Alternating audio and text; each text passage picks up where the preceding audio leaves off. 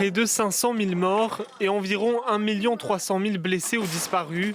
C'est le très lourd bilan estimé de la guerre en Ukraine côté militaire, selon le Centre d'études stratégiques internationales. Ce groupe de réflexion américain a tenté de répondre à une question jusque-là sans réponse, faute de vrai bilan officiel.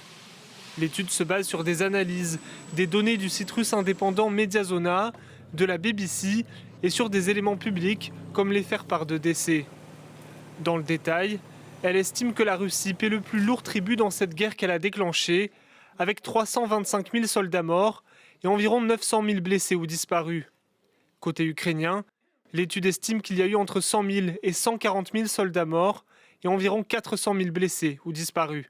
Il y a quelques mois, Volodymyr Zelensky parlait de 46 000 soldats ukrainiens décédés. Il y aurait donc presque 3 fois plus de pertes côté russe, du jamais vu pour la Russie, ni pour aucune puissance militaire depuis 1945. Des chiffres rejetés par le Kremlin, qui n'en communiquent pas d'autres. Je ne pense pas que ces rapports puissent ou doivent être considérés comme des informations fiables. Nous suggérons de se fier aux informations fournies par le ministère de la Défense. Le rapport souligne aussi des avancées lentes de l'armée russe sur le terrain.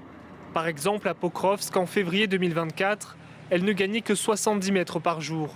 Mais même lentement, les soldats russes ont avancé sur le territoire ukrainien, appuyés par des tirs de missiles et de drones, à la fois sur des infrastructures énergétiques, mais aussi des bâtiments publics ou d'habitation. L'ONU estime à 15 000 le nombre de civils morts en Ukraine depuis 2022.